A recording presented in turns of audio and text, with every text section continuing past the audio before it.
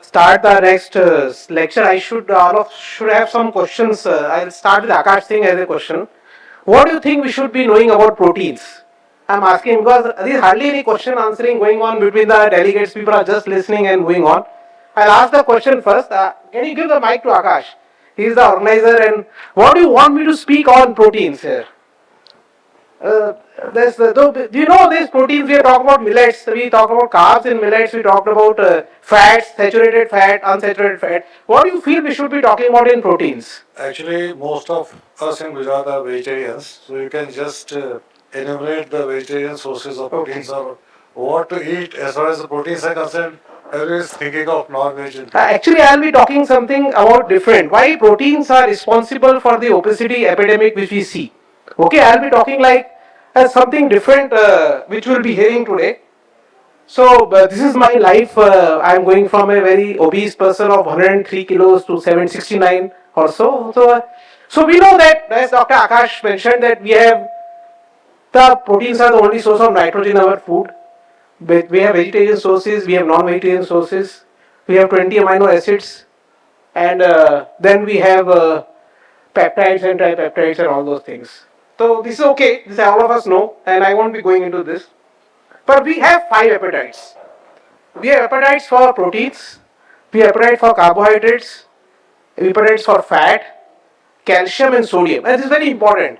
Since the species have been born thousands and millions of years ago, we have these five appetites. All of us have it. Even the cockroach has it, the humans have it. So we eat according to these five appetites. So if we don't have sodium, we'll crave for sodium.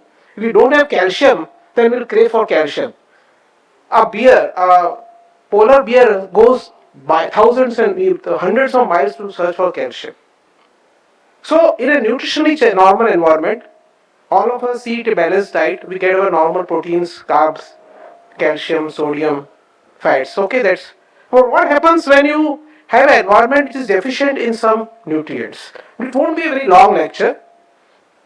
Here, the protein is the rate limiting step and is called in medicine.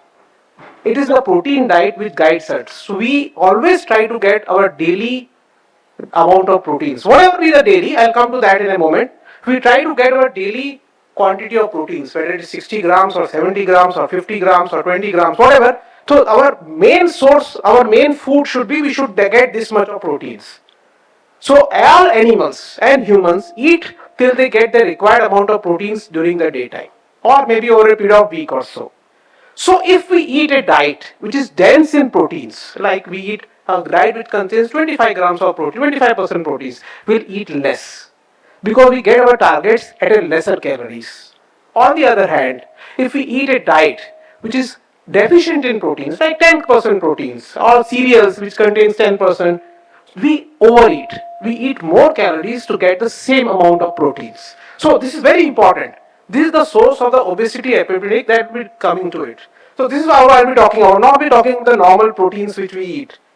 So what are the protein targets? So 15% of your calorie requirement is the protein target, which is but this target is dynamic. So what happens is usually this target is for children, for people in the age of 35 to 45 or so. But if you go to young adults in their 20s, it is 18% of their calorie intake. That is around 1.2 grams per day. In pregnancy and adults who are more than 65 years of age, 20% of the target is proteins. And I'll come to this why age people more than 65 years of age should have more protein intake while pregnant females. So this is the range. There is a harmful range also, more than 3 grams per day, but which is usually not achieved. So it's considered as a harmful amount of proteins. So what are these protein targets? How these protein targets are formed? So these protein targets are dynamic. It's not like today I can eat this much and this will remain all my life. It's not like that. These protein targets will depend on the age. And the child has a different target. A 55 years old male has a different target. The neonatal diet, I'll come to that. The muscles, the amount of muscles he's having in his body. What amount of activity he does when he is physically very active. What is his parents' diet?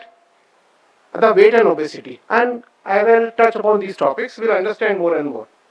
Now, human milk. The human milk contains only 7% proteins. So imagine, we target 15% proteins. Why human milk should contain 7% proteins? Now, proteins, what do the proteins do? Proteins are the main source of building, they are main building blocks. They help in cell division, cell growth, cell division. So if you have high protein diet in your neonate, he is going to grow up fast. So before his brain develops, before his motor functions develop, he will grow up. So nature has purposefully kept the human milk as a diet of 7% proteins. So we have a low protein diet in the neonate, first 3 months of life. On the other hand, if you go to formula feeds, they have higher protein content. So if you give a child formula feeds, his protein targets are going to go higher, and that is going to get to obesity. I'll come to that. These are all new concepts. I don't know whether many of you must have heard or not. So we'll come on there. So what is this nitrogen sink or the protein turnover sink? So where do these protein targets come from? As we break down muscles and tissues, we lose proteins. Normal wear and tear of the body, we lose proteins. We build up muscles, we do exercises, we gain muscle mass, and we need proteins. And most importantly, and the last time, as you go obese, you develop insulin resistance. And what does insulin resistance mean? The body knows that you are having less sugar. It starts breaking down the muscles, amino acids, and they are used up for gluconeogenesis. So we go into a nitrogen sink, we lose proteins as we become obese. We tend to break down the muscles, and that is why the muscle breakdown occurs with obesity. We develop insulin resistance, and we tend to break down the muscles to get amino acids for gluconeogenesis. So we have dynamic protein targets. Old age also what happens? Old age, again because of greater muscle breakdown, because of old age induced insulin resistance, and that itself is a big topic. We have higher protein targets because we tend to break down the muscles, and when you break down the muscles, you lose proteins, and you have higher protein targets. So you require more proteins in the old age. Then you have, when you start building muscles, then your protein targets are higher. Pregnancy is a condition with higher protein targets, and obesity we already discussed. Obesity leads to insulin resistance, and you have higher protein targets. Now use some basic concept. You have a protein target and you try to eat daily to achieve that protein target. You eat 70 grams of protein per day, you will eat 70 grams of protein per day, and you will not stop. Your craving will not stop unless you have lots and lots and lots of willpower till you get that 70 grams of protein. And this has been proven from studies right from cockroaches to humans. This is not my opinion. So what is the cause of this increasing obesity? We have an increased baseline protein target nowadays because of the parent's obesity, which is genetics passed down to the child. Secondly, maybe the use of formula feeds in the neonate period, which has led to a higher protein targets. A low fiber diet, which prevents that eating break. Before we don't know how much we have eaten, because the protein targets are not set by the gut, they are set by the brains. So amino acids are absorbed and the amino acids reach the brain, and then you get a protein target, and that what happens. So you have to have fiber in the diet, which gives a break to the amount of proteins you are going to eat. Most importantly, low protein content of the food. Nowadays, studies have shown the normal protein content of the food is 13%, 12%. So you can imagine we are 2% deficient. And I'll come to that 2% deficiency is going so much of problems. Low protein content of food, again processed food, because proteins are the costliest part of food. Fats are cheap, carbs are cheap, proteins are the costliest. So the more protein is there in the food, the more costly it is going to be, the less people are going to buy. They are not very flavor also. So basically what I mean to say is this high protein targets set in the presence of low protein content food is causing obesity. So present data shows that the Indian protein content is only 6 to 8% in our food, which normally eat in the food. So we can see how much protein deficient our food is. So we are bound to overeat to reach our protein targets. Second is this greenhouse effect. Now what is causing this problem? Now what when this CO2 retained in the atmosphere, the CO2 is going to produce what? Starch. So our foods and fruits are becoming more starchy. The concentration of starch is increasing in the food because of the CO2 retained because of the greenhouse effect. Again, it's a problem with the environment. This we already discussed. Very important thing, if your mother is eating high protein content foods, then his baby is going to be lean. If the mother is eating normal protein content, the baby is going to be normal. Low protein content food, the baby will have born with central obesity, and we find that at 5 years, this baby is developing hypertension. So why a person gains weight?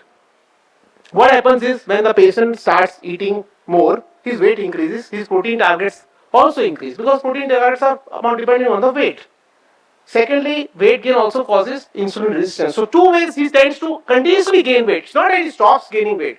He gains weight, his protein targets go up, and then he develops insulin resistance. So again, his muscle breakdown is also more. So both ways, a person who starts gaining weight continues to gain weight. So example, a male in his 30s who was having very exercise in his college life, he was exercising a lot, his good amount of muscles. He used to get 90 grams of proteins per day or 60 grams depending on his body weight. And then he stops workout, but his protein targets are set. His body wants 80 grams, 90 grams of proteins.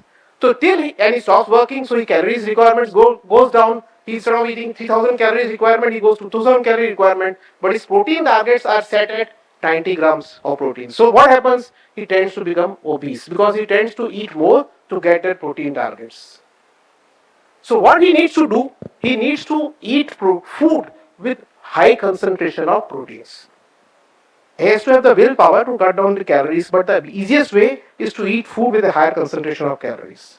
Again, a lady working with 65 years old lady, you know what is 15% protein intake is 290 is 1900 calories. This is the max. So I'll come to the max. So a 65 kg lady, 45 years old, requires around 1900 calories. The protein will be around 70 grams.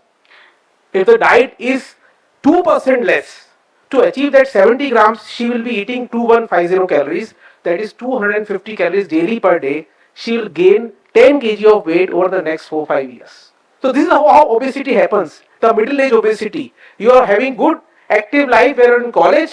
As soon as you get married, settle down, decrease your activity level, your protein targets remain the same, your calorie requirement goes down, and you become obese.